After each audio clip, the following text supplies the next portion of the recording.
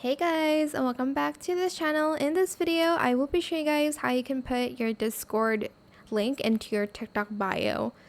So to insert like your server Discord link, just go to your server and then select invite people.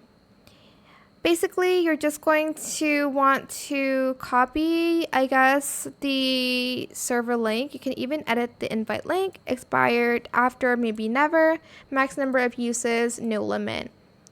And then generate a new link and copy that and just paste it in your TikTok bio. That is it. It's the same for every device, every TikTok there is. Just paste it in your bio and people can just click on it.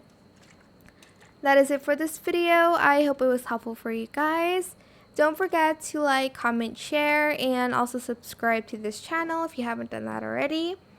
And if you found this video helpful, please click the thanks button as well. That is it. Thank you so much for watching. Bye.